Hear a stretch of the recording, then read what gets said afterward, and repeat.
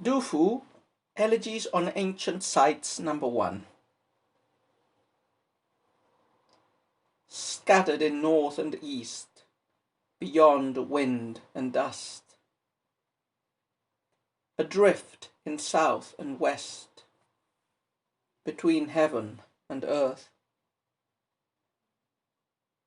Lingering endlessly in three gorges as towers and terraces. Mingling clouds and mountains with garments of the 5 streams. The barbarian served his master, but in the end betrayed him. The poet lamented his times, but could never go home. Yu Xin's whole life was filled with sadness, but the poems of his later years moved the world. So we're reaching the end of Du Fu's section in the heptasyllabic regulated poems, and he concludes with a set of 5 poems that are called Elegies on Ancient Sites. Now, we've talked about this before. These are not sightseeing poems. When a Chinese poet is writing about the past, he's doing something more than just writing about the past, following a very Western idea, Cicero's Historia Magistra Vitae, the idea that history teaches lessons, which was also a very strong belief of the traditional Chinese culture, where history writing from the very beginning was one of the prestigious genres as opposed to the West. Writing about history, writing a poem that has a historical background or historical setting, is always meant to be read as, or not always, but at least many times, is meant to be read as a sort of critical parallelism with the present. That is, the choice of the historical figures or places that are evoked by the poem are meant to be read as an interpretation, as a criticism of similar historical events in the present of which the poet might not be able to speak directly. So this indirect criticism is a characteristic of poetry as a genre in the Confucian tradition, but is also exemplified in history, especially in the selective choosing of which historical figures and events to recreate in a poem. This poem, though, does not clearly, to my point of view, express criticism. It's not using history to criticize. It's rather using history to make a parallelism between his life and his times and another poet's life and another poet's times, along with the country's ills in both of these periods. And this also matches very well traditional cosmological Chinese views, which were basically cyclical. It's the idea that there are a series of cycles in nature, which come from different combinations of yin-yang, represented through the 5 elements. And this also affects society. There's a cycle of dynasties, in which one dynasty succeeds each other, and in which one dynasty represents one of the basic elements as its essential principle, and is succeeded by the next dynasty representing another element. So there's this cyclical view of history. We always have dynasties rising, falling. We always have good and bad emperors. We always have virtuous scholar officials, which are employed in good times and unemployed in bad times, and which may suffer different unpleasant fates. So basically, this poem is juxtaposing Du Fu with another poet, Yu Xin, of whom we'll speak in a minute. One of the I imagine stylistic effects of the poem is that actually until line 7, so until the concluding couplet, you don't discover that the poem is talking at one and the same time about Du Fu and Yu Xin. So you're reading most of the poem, you're looking at the first 3 couplets, and you could say this poem is describing Du Fu and Du Fu's times. But finally, you reach that 4th couplet and you say, aha, of course, this was about Yu Xin all along, but it was also about Du Fu all along. They're meant to be parallel lives, like Plutarch's histories. So topic of the poem, the main topic of the poem is a lament and a complaint of harsh times, of chaos and warfare, of barbarian betrayal, the misery of the scholar official poet who cannot be in his home, so homesickness, there's the country's plight, and there's the personal plight. This juxtaposition is also very typical in Du Fu's poems. Being away from home, being in exile, and especially at the conclusion, the belief in literary immortality. So one might not achieve a successful lifestyle, one might not serve the emperor, one might not return home, but one might write poems that will be read forever. So let's take a look at the poem couplet by couplet, as we usually do, and explain things.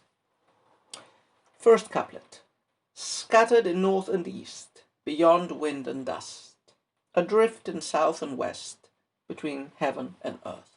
So the first couplet is already a parallelistic couplet, which feels, it's not the most usual way to begin a heptasyllabic Lucy poem. Remember, in a Lucy, the couplets that have to be strictly parallelistic are the second and the third. The first one doesn't have to be, and sometimes it is, like in this case. The last one almost never is. In fact, it's it's something that critics and commentators always call attention to when the last couplet is also parallelistic. And we've already mentioned the difficulty of making perfect parallelistic couplets with 7 characters, and with each of the 7 characters being an antithetic parallel to the equivalent character in the next line. So the first couplet, as usual, situates us in the background atmosphere or time and place of the poem. And the first couplet's idea is wandering, wandering, wandering. The poetic persona of this poem, which hasn't been clarified yet, but very soon we'll see it's a scholar official, a poet, is scattered. He's away from his roots, away from his homeland, and probably away from the court. He is moving all around the empire.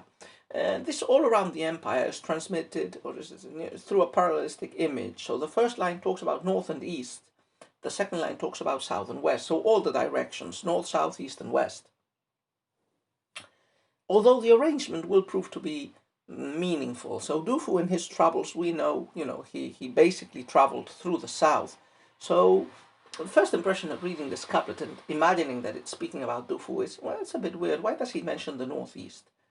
Yeah, when he traveled to the southwest. But okay, it's for making a perfect parallelistic couplet. And the meaning here might not be north, east, or southwest, but in general, all over the place. So the idea is all over the place, the poet is traveling. Yeah, he's between heaven and earth. So, and he is between beyond wind and dust. So the hardship of the traveler's life in faraway places, amidst a harsh natural environment, scattered and adrift. So the poet is like a tumbleweed or like a floating leaf. This is a typical image of the sadness, the miseries of the traveler. Second couplet. Lingering endlessly in 3 gorges, towers and terraces, mingling clouds and mountains with garments of the 5 streams. So the second couplet continues the line of the first couplet. It continues with a description of what the traveler, what the wandering poet is encountering in his sad travels. So travel and trouble, quite similar in English.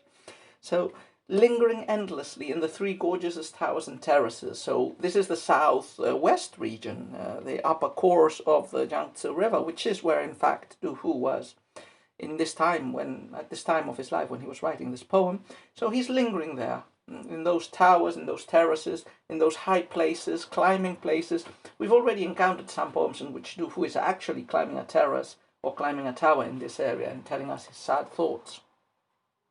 But also mingling clouds and mountains with garments of the 5 streams. 5 streams, I imagine, refers to the lakes and rivers of the further Yangtze River course. And mingling clouds and mountains with garments of the 5 streams, it means, again, clouds and mountains refers to the high places where the poets are climbing up, and they mix their clothes with the mist, with the clouds up there, up in on the top of the mountains. Third couplet. The barbarian served his master, but in the end betrayed him. The poet lamented his times. but could never go home. As we've already mentioned, the first, in a regulated poem, it's very usual for the first two couplets to be descriptive, to focus on the background, and sometimes if there's a description of nature or of a man-made construction, the first two couplets focus on the description with only an undertone of meaning and feeling. And it's in the last two couplets where the poet directly speaks to us and where he makes his emotions, his feelings, his thoughts directly felt. And more in the last couplet than in the third couplet. The last couplet usually tries to round up to summarize the whole message of the poem. So the third couplet presents us the historical background. Up to now, we've been seeing the wandering poet traveling all around China.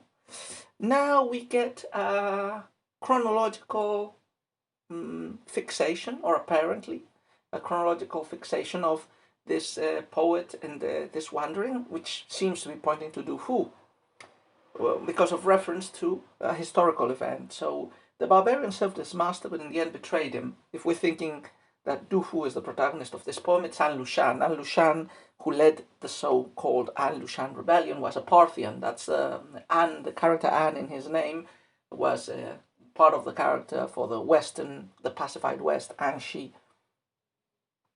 And for the western regions, it was used for the Parthians. So this barbarian had served Emperor Xuanzong at the head of his armies, but betrayed him and led this massive rebellion, which led the country to chaos. And of course, the poet in the second line is Du Fu himself. The poet lamented his times. He could never go back home to Luoyang. So all well, all right, but now the last line is going to, it's not going to change the meaning of the poem, but it's going to add an extra layer which was absent until now. Last couplet. Yu Xin's whole life was filled with sadness, but the poems of his later years moved the world. So the last couplet introduces us Yu Xin. Who was Yu Xin? So Yu Xin is a very late 6th Dynasty's poet. He mainly wrote in the flourishing, but also in the last years of the Liang dynasty. So middle of the 6th century, about 200 years before Du Fu's time and before this poem. Now, Yu Xin was a southerner. He lived and worked for the southern court, the southern court of Liang. But he, in the 550s, he got to see massive upheaval in the Liang kingdom when a northern barbarian general who had swapped sides and gone to serve in the south, Ho Jing, protagonized a rebellion, starved the emperor to death, kidnapped another emperor, and the whole southern land was, set into chaos. Northern barbarian armies managed to sack the southern capital. It was complete chaos. And the Liang dynasty would fall and give way to the last and weakest of the southern dynasties, and the Chen. So Yu Xin went as an ambassador to, I think it was Northern Zhou, one of the barbarian kingdoms that ruled the north, and he was kept there a prisoner for the rest of his life. And he composed many poems. He was a very appreciated poet in his own day, his main poem being a Fu, Ai Qiang Nan Fu, an elegy for the south, for the destroyed capital of the Liang dynasty, and for the Liang dynasty in general. And, he's the quintessential poet of the ornamented, rhetorical, slightly decadentist type of poetry of the courtly style of the late 6 dynasties. So, as happens to main literary figures of the preceding generation, generally Yu Xin was excoriated in the Tang, considered a decadent poet and not much praised. He was subjected to a bit of oblivion and opprobrium. But Du Fu is an exception. Du Fu was one of those who recognized his merit and who patterned himself on him. So the introduction of Yu Xin here, a poet whose life is filled with sadness, creates a parallelism with Du Fu that makes us reread the poem in a new light, because each couplet now is referring at one and the same time to Du Fu and to Yu Xin. So Du Fu was a northerner that was stranded in the south. Yu Xin was a southerner that was stranded in the north. So this helps clarify the first couplet. Scattered in the northeast, that would be Yu Xin. Adrift in the southwest, that would be Du Fu. The barbarian served his master, but in the end betrayed him, connects to different but parallel events. That is, Ho Jing's rebellion in Yu Xin's time against the emperor of the Liang dynasty, Liang Wudi, and An Lushan's rebellion against the emperor Xuanzong in Tang times. And the poet lamenting his times is Du Fu, but it's also Yu Xin, it's both. Like Yu Xin's life, Du Fu's life is filled with sadness. And you see, introducing Yu Xin in the last couplet is, a very intelligent stroke. Because, Chinese scholar officials are meant to be humble. So up to now we were reading Du Fu's version. Now we get this reference to Yu Xin, and you can reread the previous poem as talking about Yu Xin exclusively, or talking about Yu Xin and Du Fu in parallelism, their parallel lives. But the last line, which clearly references Yu Xin, talks also about Yu Xin's poetry and its gaining for its writer eternal fame. So Yu Xin's life was sad, but his late life poems move the whole world. So his private pain, and also pain at national catastrophe, is turned into art, is turned into beautiful poetry that lives on forever and keeps the memory of Yu Xin and his thoughts alive. So Du Fu is probably expecting or hoping for the same thing for himself in his late poems like these Elegies on Ancient Sites.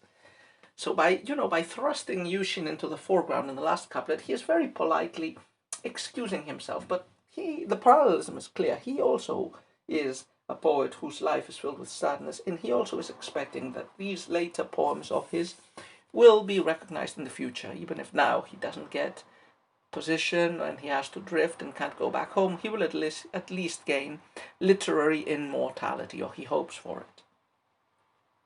So quite a nice poem, and a very well-crafted parallelism that infuses a little bit of freshness into what otherwise would be a pretty staple topic, both in Chinese poetry and in Du Fu's own lines.